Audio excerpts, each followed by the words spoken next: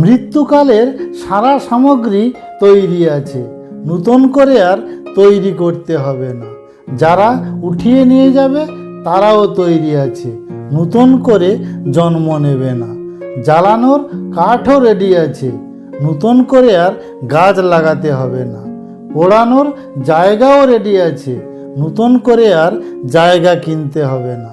শুধু শ্বাস প্রশ্বাস বন্ধ হওয়ার অপেক্ষায়।